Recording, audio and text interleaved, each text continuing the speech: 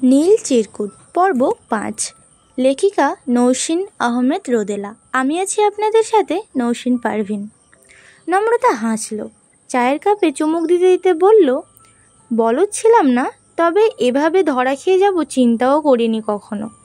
অনন্ত শার্টের কলার ঝাঁকিয়ে কলার ঠিক করলো, ব্যস্ত হয়ে প্রশ্ন করলো, তারপর কি হলো? এই বাঁশেই প্রেমিক পুরুষের 14 গোষ্ঠী উদ্ধার হয়ে গেল তোর?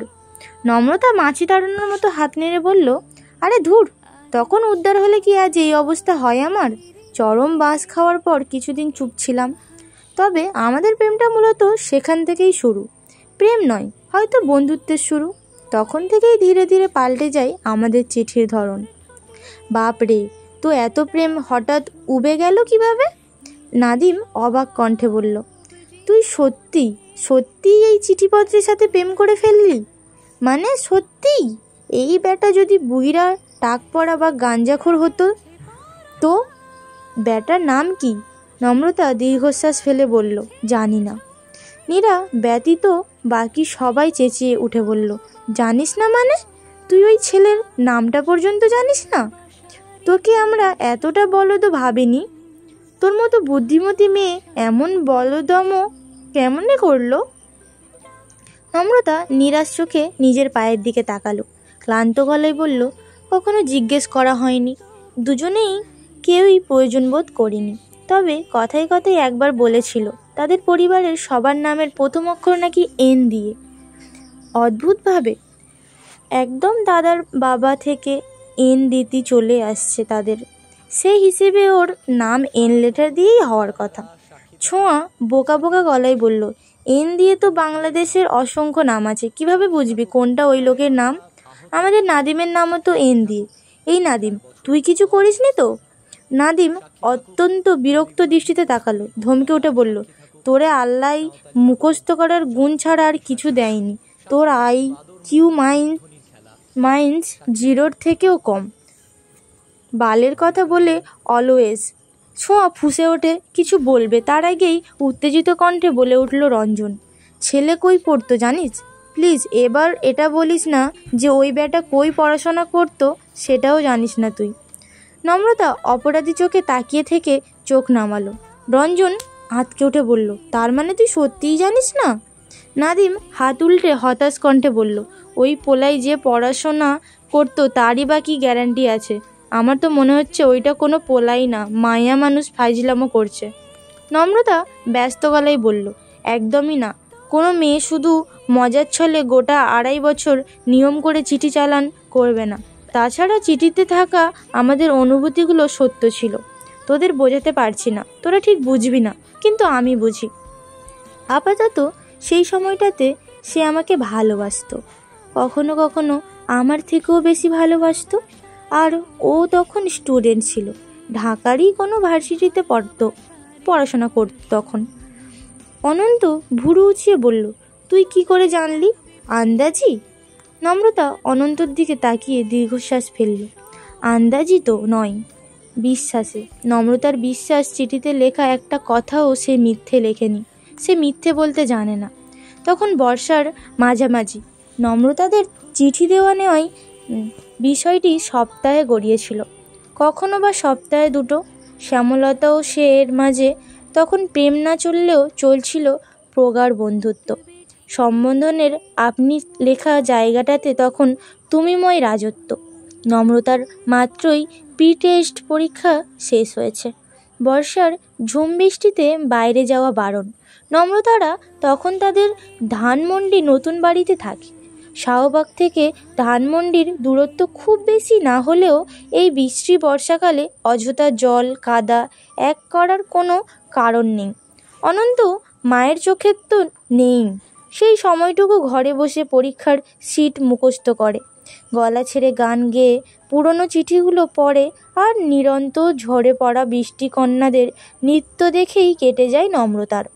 প্রি-টেস্ট পরীক্ষার পর 1 সপ্তাহ জ্বর, আরেক সপ্তাহ মায়ের কড়া ইনস্ট্রাকশনের কারণে শাহবাগে যাওয়া হয়ে উঠল না নম্রতার। তাদের উত্তাল চিঠি আদান প্রদানে ভাঁটা পড়ল। প্রায় 2 সপ্তাহ পর কলেজ আর টিউশনিতে যাওয়ার অনুমতি পেয়েই শাহবাগে ছুটে গেল নম্রতা। কিন্তু ভাগ্যের কি নির্মম পরিহাস, সেদিন ছিল শনিবার, গ্রন্থাগারে ছুটির দিন। নম্রতার আর চিঠি পাওয়া হলো না। মন খারাপ, নম্রতা মাঝরাতে উঠে চিঠি লিখতে বসলো। শোনো, আজ আমার মনটা খুব খারাপ, এত কাঁদতে ইচ্ছে হচ্ছে কি বলবো। কিন্তু আশ্চর্যের বিষয় কি জানো, আমার মন খারাপের নির্দিষ্ট কোনো কারণ নেই। ভীষণ অগোছালো চিন্তা আজ মাথা জুড়ে। মানুষের বোধহয় বেঁচে থাকার জন্য সত্যিই একটা ভালোবাসার মানুষ প্রয়োজন, তাই না? যে মানুষটি শুধু আমার হবে, যাকে হারিয়ে ফেলার ভয় তাড়া করবে না। পৃথিবীর যে কোনো কোণায় যে কোনো পরিস্থিতিতে থেকেও জানবো আমার একজন মানুষ আছে, আমারই থাকবে। আমার কিশোরী মনটা যখন ভয়ানক মেঘে ঢেকে যাবে, তখন আমি জানবো ওই মেঘগুলোর আড়ালে আমার নিজস্ব একটা সূর্য আছে, নিজস্ব এক পুরুষ আছে। তাহলে আর কষ্ট করে পড়াশোনা করা লাগতো না।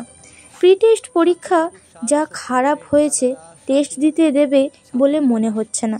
এই দুঃখ কষ্টময় জীবন দিয়ে কি হবে বলো তো? বাবা মা তো বিয়ের কথাও ভাবছে না। ধুর, কিছুই ভালো লাগছে না। বিদ্রোহ। এতদিন পর চিঠি পেলে এই দিনগুলোতে মনে পড়েছিল আমায়। ইতি শ্যামলতা। এবারে চিঠির জবাবটা 2 দিনের মাথাতেই হাতে পেয়ে গেল নম্রতা। প্রথম দফায় বিস্মিত হলেও পর মুহূর্তেই খুশিতে ঝুমঝুম করে উঠল। মনে মনে ভেবে নিল, সেই মানুষটি হয়তো তাকেই ভাবছিল, তার চিঠির জন্যই ছটফট করছিল। নয়তো এত তাড়াতাড়ি চিঠি পাওয়ার ভাগ্য কি নম্রতার হতো? নম্রতা চিঠি নিয়ে ফিরে গেল বাসায়। পুরোটা সময় অদ্ভুত এক উত্তেজনা চেপে থাকলো বুক জুড়ে। না জানি কি আছে চিঠিতে, কি লিখেছে ওই অদ্ভুত লোকটি। নম্রতা বাড়ি ফিরে নিজের ঘরে দরজা দিয়ে চিঠি খুলল। সাথে সাথেই চোখের সামনে ভেসে উঠল গুটি গুটি অক্ষরে লেখা আনন্দময় শব্দগুচ্ছগুলো। চিঠির অদ্ভুত সুন্দর শব্দগুলো মিলেমিশে তৈরি হয়ে গেল কাল্পনিক এক পুরুষালী মুখমণ্ডল। গম্ভীর মুখভঙ্গিতে ধীরে ধীরে কথা বলছে সে। কথার মাঝে হাসছে, সেই সাথে হাসছে তার সুন্দর দুটো চোখ। শ্যামলতা, তুমি এত পরচোর কেন বলো তো? তোমার লাস্ট চিঠিটা পড়ে কত হেসেছি, কোনো ধারণা আছে তোমার? প্রথম দফায় ভাবলাম বাচ্চা মেয়েটার এত কষ্ট দূর করতে একটা নিজস্ব পুরুষ মানুষ কিনে দেওয়াই যেতেই পারে, কিন্তু শেষটা পড়ে তো আমি হতভম্ব। ম্যাডাম, যে পরীক্ষায় ভয়ে পুরুষ মানুষ চাইছে সে তো আমার কল্পনারও বাইরে ছিল। তবে আমি কিন্তু পড়াশোনা ফাঁকি একদম পছন্দ করি না। আমি নিজেও ভীষণ পড়াকু, তাই চাই আশেপাশের মানুষগুলোও ভীষণ পড়াকু হোক। আমার ইচ্ছে কি জানো? আমার ইচ্ছে আমাদের ভার্সিটির টিচার হিসেবে জয়েন দেওয়া। আমার বাবার ইচ্ছেটাও ছিল তাই, কিন্তু টাকা পয়সার অভাবে বাবার ইচ্ছেটা আর পূরণ হয়ে ওঠেনি। ভাইয়াও বাবার স্বপ্নটাকে তেমন একটা গুরুত্ব দেয়নি, তাই টিচিং প্রফেশনের দিকে না ঝুঁকে নিজের ব্যবসা দাঁড় করিয়েছে। এখন আমি আর নিদ্রাই বাবার একমাত্র ভরসা। নিদ্রা কিন্তু তোমার মতোই পড়াচোর। পড়াশোনা নাকি তার মাথার ওপর দিয়ে যায়। আমাকে বলে আমি নাকি রহস্যহীন রোবট মানব, যার ভেতর শুধু একটাই সফটওয়্যার, পড়ো পড়ো এবং পড়ো। কিন্তু তোমার কাছে এসে ব্যাপারটা ভিন্ন। আমার পৃথিবীতে হাতে গোনা মানুষদের মাঝে তুমি একজন, যে আমার বাইরেটা নয় ভেতরটা জানো। মস্তিষ্কের বাইরেও আমার যে একটা মন আছে, তা তোমার সাথে কথা না হলে হয়তো ঠিকঠাক প্রকাশ পেত না। শ্যামলতা, এই যে তুমি পড়াশোনায় টালবাহানা করো, আমার কি মনে হয় জানো? মনে হয় তোমার সাথে এমনটাই মানায়, তোমাকে ঠিক এমনটাই হওয়া উচিত। তোমার প্রাণবন্ততার সাথে এমনটাই সাজে। তাই বলে পড়াশোনায় অবহেলা কিন্তু ঠিক নয়। মেয়েদের তো আরও নয়। তোমার না দেশ ঘুরে বেড়ানোর শখ? পড়াশোনা না করলে সেই দেশ ঘোরাটা কি আদেও হয়ে উঠবে? তোমার সেই নিজস্ব পুরুষ মানুষ যে তোমার সেই স্বাধীনতাটুকু দিবে, তারই বা কী গ্যারান্টি আছে? তাছাড়া নিজেকে শিক্ষিত, মার্জিত, আত্মবিশ্বাসী আর স্বাবলম্বী ভাবতেও তো অন্যরকম অনুভূতি হওয়ার কথা। আমার তো হয়। তোমার স্বাবলম্বী হতে ইচ্ছে করে না? কোনো এক ঘরের কোনায় সংসারের জাতাগলে পিষ্ট হয়ে থাকা শ্যামলতাকে ভাবলেই তো দম বন্ধ লাগে। তোমার লাগে না? বিদ্রোহ। তোমার মনে পড়েছে কি না জানি না, তবে বেশ কিছুদিন যাবৎ হঠাৎই আমার ঘরে বেলি ফুলের সুবাস আসা বন্ধ হয়ে গিয়েছিল। আজ আবার আসছে। বেলি ফুলটা হয়তো জেনে গিয়েছে আজ আমার খুশি হওয়ার দিন। সেই দম বন্ধ করা শেষ লাইনগুলো পড়ে বিস্ময়ে আনন্দে কেঁদে ফেলল নম্রতা। আর সেই দিন থেকেই পড়াশোনার প্রতি আলাদা দৃষ্টি তৈরি হলো তার। মাথায় খেলে গেল একটাই কথা, সত্যিই তো, পড়াশোনা করে স্বাবলম্বী না হলে কি করে চলবে তার এত এত স্বপ্নগুলো পাখা দিয়ে ঠিকঠাক পড়াশোনা করা তো চাই। তাছাড়া তার সে যে পড়তে ভালোবাসে, সে এর ভালোবাসা জিনিসে নম্রতার এত উদাসীনতা মানায় কখনো না। একটু এর কবিতার লাইনে বলে দিই, এখানে সে বলতে মানে সেই ব্যক্তির কথা বোঝানো হয়েছে আর কি, না হলে আপনাদের বুঝতে অসুবিধা হবে, তাই বলে দেওয়া আর কি। সো আবার শুরু করছি। বাপ রে, এত দিক বিবেচনা করলে ওই ব্যাটাকে একটা ধন্যবাদ দেওয়া যেতেই পারে। এক চিঠিতেই তোকে ঢাবির স্টুডেন্ট বানিয়ে ছেড়ে দিল। এটা একটা কাজের কাজ হয়েছে। ব্যাটা হিপনোটিজম ভালো পারে। গুড। অনন্তর কথায় ঘোট কাটল নম্রতার। দীর্ঘশ্বাস ফেলে হাসার চেষ্টা করলো। রঞ্জন হাতে থাকা কাগজের টুকরো দিয়ে বাতাস করতে করতে বলল, ব্যাটা বলল সে ভার্সিটির টিচার হতে চায়, আর তুই মেনে নিলি? মিথ্যাও তো বলতে পারে না? নাদিম চিন্তিত কণ্ঠে বলল, গোলাপ সত্যি বললেও এত অল্প ইনফরমেশনে কাউকে খুঁজে পাওয়া মুশকিল। পাবলিকে পড়তো নাকি প্রাইভেটে পড়তো সেটাও তো জানিস না বাল। ঢাকাতেই তো কতগুলো ইউনিভার্সিটি। নম্রতা অবাক হয়ে বলল, মানে কি, তোরা কি ওকে খোঁজার পরিকল্পনা করছিস নাকি? নাদিম স্বাভাবিক কণ্ঠে বলল, তো খুঁজবো না? ব্যাটাই আমাগো দোস্তরে ছ্যাঁকা দিয়া ব্যাকা বানিয়ে দিয়ে গেল, আর আমরা চুপ থাকবো? আপাতত 10-12টা ঘুষিতে তার প্রাপ্য। 10-12টা ঘুষি তো তার প্রাপ্য। নমু, তুই তাকে খোঁজার চেষ্টা করিসনি কখনো? কিভাবে খুঁজবো? কোথায় খুঁজবো? বুঝতেই পারিনি। নামটাও তো জানি না। আচ্ছা, ওসব বাদ, বাকি গল্পটুকু বল, প্রেমের শুরুটা। নম্রতা কিছু বলবে তার আগেই উঠে দাঁড়ালো ছোঁয়া। তাড়াহুড়ো করে বলল, মাম্মা আমাকে 9টার মধ্যে বাসায় থাকতে বলেছিল। এখন অলরেডি 9:20 বাজে। I have to go. Nadim খেঁকে উঠে বলল, তো যা না, তোরে এনে বসে থাকতে কইছে ক্যাডা? সবসময় আজাইরা আলাপ বাল।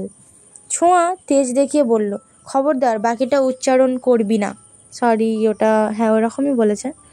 আর কেডাই মানে কি? ভাষার কি ছিরি? তোর গার্লফ্রেন্ড তোকে সহ্য করে কিভাবে বুঝি না আমি। 3rd ক্লাস কথাবার্তা। নাদিম গো নিয়ে বলল, আল্লাহ দিলে মুখটা আমার পার্সোনাল। আমার মুখ দিয়ে আমার যেমনে মন চাই তেমনে কথা কমো। তোর বাপের কি? শালা ইংরেজ কোথাকার। ছোঁয়া কিছু বলতে গিয়েও থেমে গেল। রঞ্জন শার্টটা টেনে টুনে ঠিক করে উঠে দাঁড়ালো। নম্রতাদের বন্ধু মহলে রঞ্জন সব থেকে সুদর্শন পুরুষ। গৌরবর্ণ সুঠাম দেহ, মাথা ভর্তি কোকড়ানো চুল, খাড়া নাকের নিচে পাতলা কালচে ঠোঁট, মুখ ভর্তি ছোট ছোট দাড়ির মেলা। সনাতন ধর্মাবলম্বী রঞ্জনের সবচেয়ে সুন্দর দেখতে ওর চোখ। রঞ্জন ছাড়া গলায় বলল, চল তোরে রিক্সা করে দিই। একা যেতে পারবি নাকি আমরা কেউ যাব সাথে? ছোঁয়া দীর্ঘশ্বাস ফেলে বলল, পারবো। তুই সাথে গেলেই বরং অস্বস্তি ফিল করব। মেয়েদের চোখে তো তুই মানুষ না, মিষ্টির দোকান। হাঁ করে তাকিয়ে থাকে, বিরক্তিকর।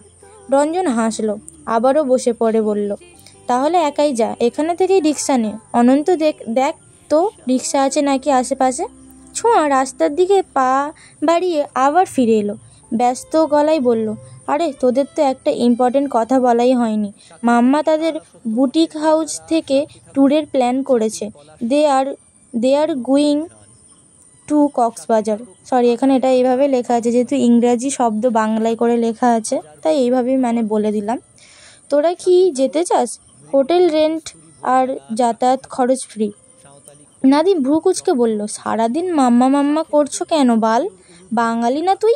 খাঁটি খাঁটি বাঙালিদের কখনো ম্যা করতে শুনছিস? খুব তো ভাষা নিয়ে হাদিস মারো, আবার ম্যা করো। আমার সামনে ম্যা করতে এলে চট দিয়ে দাঁত ফেলে দেব।